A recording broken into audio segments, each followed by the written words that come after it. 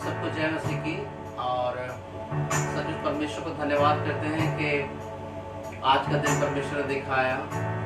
विशेष रूप से हम अपने लिए धन्यवाद करते हैं कि जैसे परेशानी से होकर हम गुजर रहे थे, ऐसा नहीं लग रहा था कि हम आज का दिन देख पाएंगे या फिर संगति कर पाएंगे। तो सचमुच वचन में ऐसा लिखा है कि हम मिट नहीं गए, वो परमेश्वर की महाकरुणा है और हर दिन उसकी करुणा हम पर नहीं हो जाती है।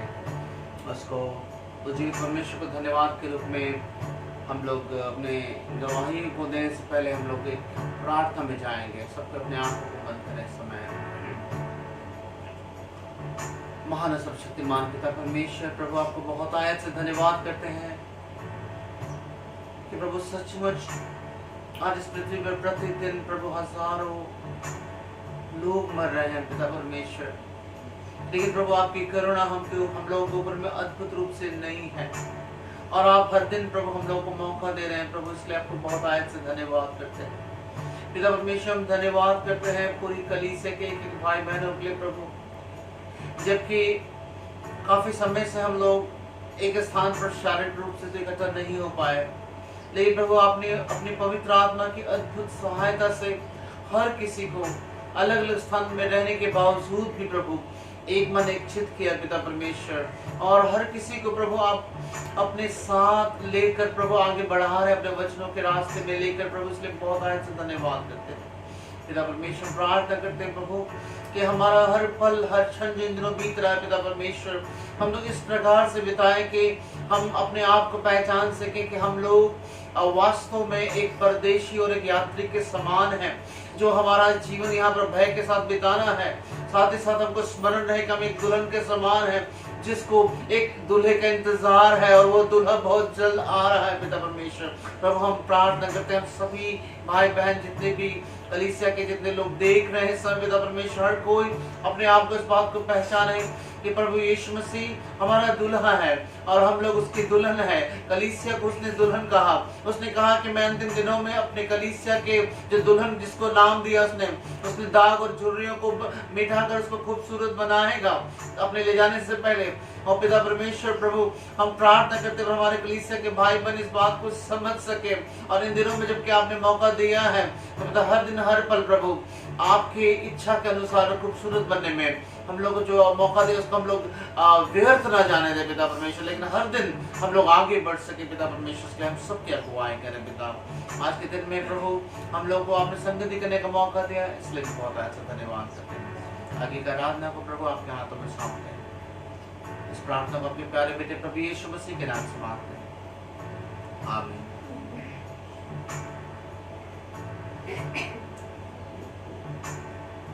सबसे पहले तो हम बहुत ज्यादा परमेश्वर को धन्यवाद करते हैं आज के दिन के लिए। बिल्कुल भी ऐसा नहीं लग रहा था कि हम संगति कर पाएंगे, और केवल परमेश्वर की दया उसके अनुग्रह के कारण हुआ। और साथ ही साथ हम बहुत ज़्यादा इस बात से भी बहुत ज़्यादा खुश हैं कि सारी कलीसिया के लोगों ने एक मन एक चित होकर लगातार अपनी प्रार्थनाओं में हमको उठा के रखा, जिसके लिए हम सचमुच बहुत अपने आप को अच्छा फील कर रहे हैं कि परमेश्वर ने एक ऐसी कलीसिया के बीच में मुझको रखा है जहाँ पर सब लोग इतना प्यार करते हैं मुझको, और हर कोई मेरे लिए आंसू बहा के प्रार्थना किए, जिस वजह से हम अच्छे हैं। सचमुच हमको लगता है सिर्फ ये अंधकार की शक्तियों में मेरी जीत नहीं है, लेकिन हम सबकी जीत है, और इसलिए सचमुच परमेश्वर को बहुत हम धन्यवाद करते हैं आप सभी के लिए भी।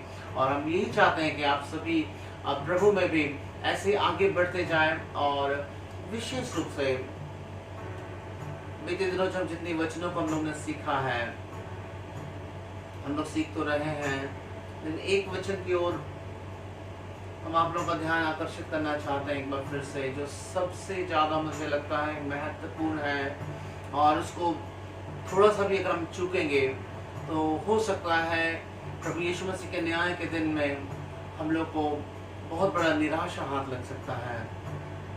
हम लोग एक वचन देखेंगे पवित्र शास्त्र बाइबल से,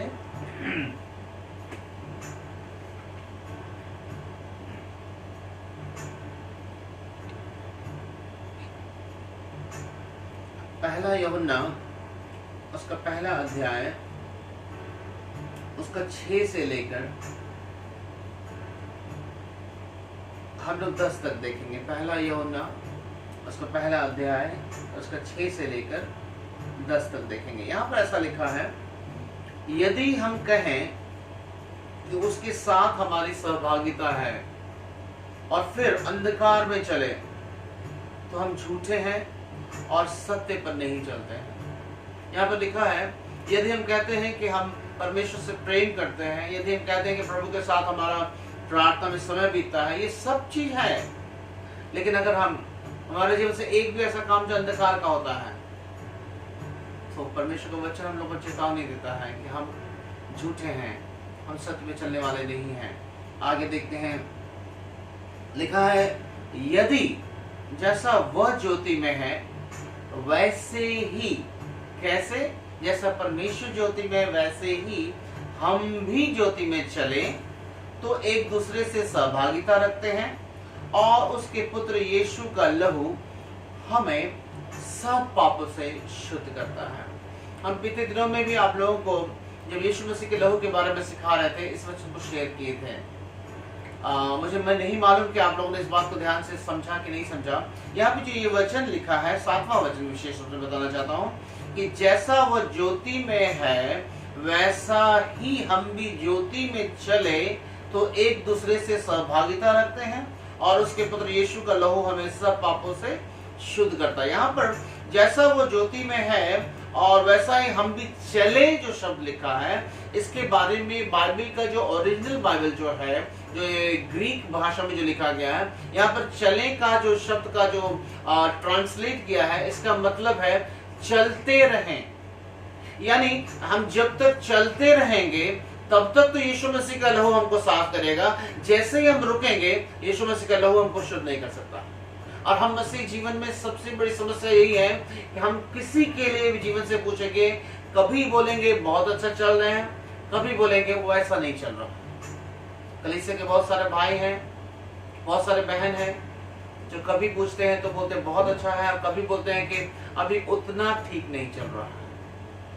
मेरे प्यारों, एक बात भी याद रखिएगा, हमारी जानकारी हमारी जिंदगी को नहीं बदलेगी। हमारी विश्वास योग्यता, हमारे कार्य, हमारा कदम, जैसा वचन में लिखा है, अगर हम ऐसा चलेंगे तो ही हमारा जीवन बदलेगा। हमारी जानकारी में यीशु मसीह का लहू होना वो काफी नहीं, अगर वो लहू हमारे जीवन पर ना लगे। पवित्र शास्त्र बाइबल में जो ये बात जो लगा वैसा ही हम चले का मतलब हम लोग कई बार कैसा सोचते हैं, हम बीते हफ्ते में कल अच्छा चले थे इसलिए आज यीशु मसीह का लहू हमको साफ कर देगा। लेकिन बाइबल ऐसा नहीं बताते हैं। बाइबल बताती है हम जब तक चलते रहते हैं, आप समझे ना, रहा है एक जो संदर्भ होता है जो टेंस में देते हैं, रहा है, रहा का मतलब जैसे हम बोले कोई दौड़ रहा है तो आप देख सकते हैं कि वो दौड़ रहा है, और जिस समय जब रुक जाता है तो आप देख सकते हैं रुक जाता है। बाइबल बताते हैं जब तक आप चल रहे हैं, चलते रहेंगे, तब तक यीशु का लहू आपको साफ करता रहेगा। कैसे चलना है हम सब जानते हैं। पवित्र शास्त्र बाइबल में पूरा बाइबल बताया गया है कि परमेश्वर कैसा जीवन हमसे चाहता है। परमेश्वर का दास पौलुस कहता है, मैं परमेश्वर का दया स्मरण दिलाकर तुमसे विनती करता हूँ कि अपने शरीरों को पवित्र, जीवित और उसको भावता को बलिदान करके चढ़ा दो, यही तुम्हारी आत्मिक सेवा है। मेरे प्यारों, जैसा वो ज्योति में है वैसा ही हम ज्योति में चलते रहेंगे। यानी आपको जिस समय भी कोई मिले, कोई भी आपको देखे तो उसको पता चल नहीं ये प्रभु में ही चल रहा है। हमारा आचरण के समय कभी अलग होता है, कभी अलग होता है। याद रखिएगा, जिस समय हमारा आचरण अलग होता है, आप याद रखिएगा वो आप चलते रहे वाली स्थिति में नहीं है, आप चले थे वाली स्थिति में है। यानी जब तक आप चले थे तब तक आपके पास प्रभु यीशु का लहू था, आप वहां से कट ऑफ हो गए। यहाँ बहुत केयरफुली आज से इस वचन को आप लोग याद रखेंगे। लिखा है ओरिजिनल बाइबल में, अगर वैसा है यीशु मसीह में चलते रहेंगे, हर से जब देखा तो चल रहा है। जो चलता रहेगा उसी का जीवन प्रभु यीशु के लहू से साफ और शुद्ध हो सकता है। अदरवाइज ना तो अंधकार की शक्तियों से भी कभी प्रोटेक्शन और के विरोध में परमेश्वर का सहायता और सामर्थ्य मिलेगा, और कई बार हम लोग बहुत बड़ा धोखा खा सकते हैं। इसलिए कलीसिया के भाई बहनों में आपको एक बार फिर से उत्साहित करना चाहता हूँ। पहला यूहन्ना उसका पहला अध्याय उसका 7वां वचन, ज्योति में चले थे इससे कोई मतलब नहीं है, आप चल रहे हैं आज के दिन के नहीं। जब भी अपने जीवन को देखिएगा, इससे पहले कि परमेश्वर के वादों पर चैलेंज करना, प्रभु आपने कहा है, बहुत समझ गया, प्रभु आपने कहा है, आपने वचन में लिखा नहीं, ये सब करने से पहले आपको ये पता होना चाहिए कि आप चल रहे हैं। अगर नहीं चल रहे हैं, बाइबल ऐसा नहीं बताते कि आपके जीवन को प्रभु शुभ करने जा रहा है। मैं आपको आज की सुबह उत्साहित करना चाहता हूँ, जब उसने अपनी महाकरुणा से नया दिन दिखाया, हर दिन हर पल, इससे पहले कि परमेश्वर के किए हुए हर एक वादों को जो अपने पवित्र शास्त्र बाइबल में लिखा उसको क्लेम करने से पहले आप ये स्मरण रखें कि आप उस पर चल रहे हैं कि नहीं। अगर आप चल रहे हैं, निश्चित परमेश्वर आपको हमेशा शुद्ध करता चलेगा। आइए हम लोग एक आराधना को करें, जिसके द्वारा हम लोग स्मरण कर सके कि किस प्रकार का जीवन हमको मिलेगा अगर हम गलत राह में चलते हैं, गलत गुनाहों में हम चलते हैं। तो आज मौका है इसको जांचने का। आइए हम लोग एक आराधना करें।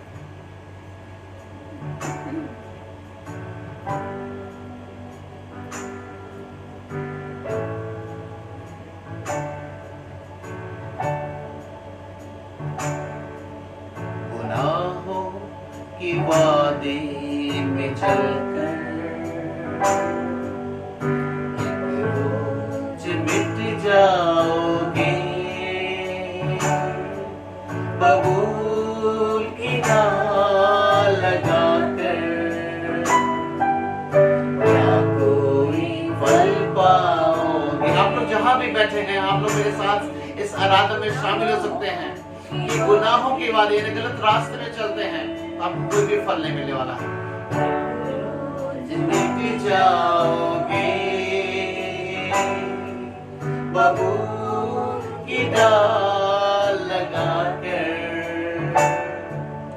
क्या कोई फल पाओगे। यहाँ पर एक बात को ध्यान दीजिएगा, बबूल की डाल का मतलब है, ये बबूल एक पेड़ का नाम है जिसमें आप देखेंगे कोई भी फल नहीं होता, सिर्फ बड़े बड़े बड़े बड़े इतने बड़े बड़े सिर्फ कांटे होते हैं। आप सोच के देखिए, कोई इंसान अगर बबूल का बीज उठा कर अपने बागान में लगा दे और सुबह उठकर फल ढूंढने के लिए जाए, तो उसको क्या फल मिलेगा? क्या मिलेगा उसको? सिर्फ कांटे और कुछ नहीं मिलेगा। अगर आप बबूल की डाल लगाते हैं तो आपको कांटे ही मिलेंगे मेरे प्यारे भाई बहन। अगर चाल चलन गलत बोल रहे हैं तो आपको गलत की प्रभाव, गलत की रिजल्ट में ले जा रहा अपने जीवन में। पवित्र शास्त्र बाइबल बताते हैं, मनुष्य जो शरीर के लिए बोता है वो शरीर के द्वारा विनाश की कटनी काटने जा रहा है। आइए हम लोग परमेश्वर के राज के लिए अपने जीवन को बोए, अपने अच्छे चरित्र को बोए, अच्छे जीवन को बोए, ताकि हमारा जीवन जब प्रभु आए तो महिमा और आदर का कारण ठहरेगा। फिर से आराधना करेंगे सब लोग मिलकर।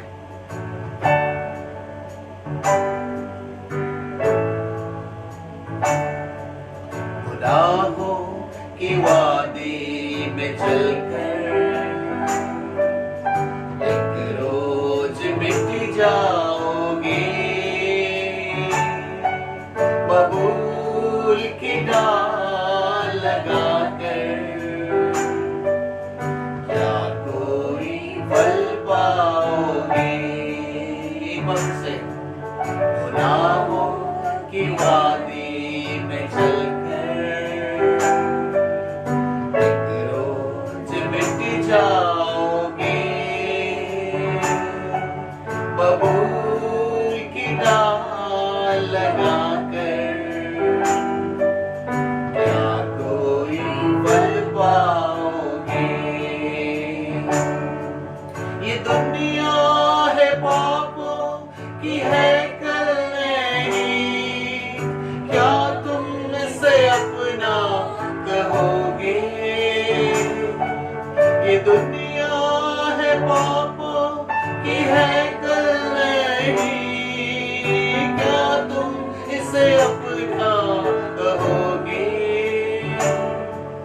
गुनाहों की वादी में चलकर एक रोज मिट जाओगे, बबूल की डाल लगाकर क्या कोई फल पाओगे, क्या कोई फल पाओगे।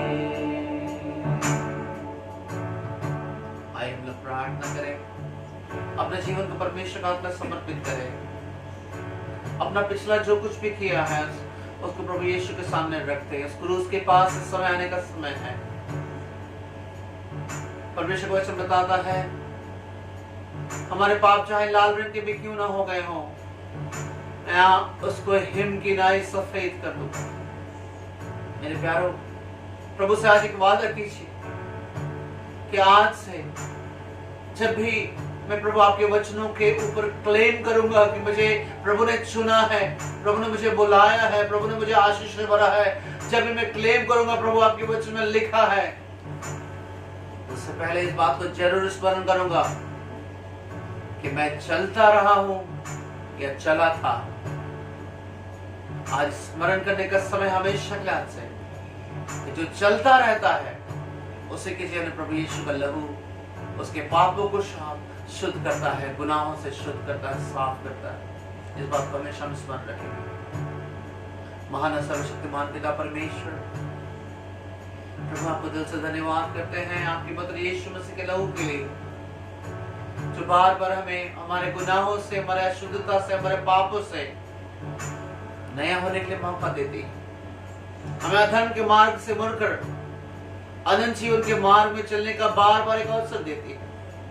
पिता परमेश्वर, आज के दिन के लिए धन्यवाद करते हैं, आपने वचन से सिखाया कि सिर्फ एक बार के लिए चलना आपके राह पर वो काफी नहीं, क्योंकि वहां से हमारा संबंध टूट जाता है।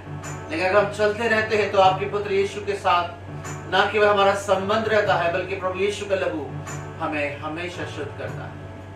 हम सभी के जीवन आज से प्रभु ऐसा ही बोले। धन्यवाद करते पिता परमेश्वर, आपने हम सभी सबने वचनों से बात किया है पिता, आज की पूरी दिनचर्या में और आने वाले हर एक पलों में प्रभु हम सबको ऐसा ही जीवन बिताने पाए। धन्यवाद करते हैं प्रभु, आपने प्रार्थना को सुना है, इस प्रार्थना को आपके प्यारे बेटे प्रभु यीशु मसीह के नाम से आमीन। आप सबको जय मसीह।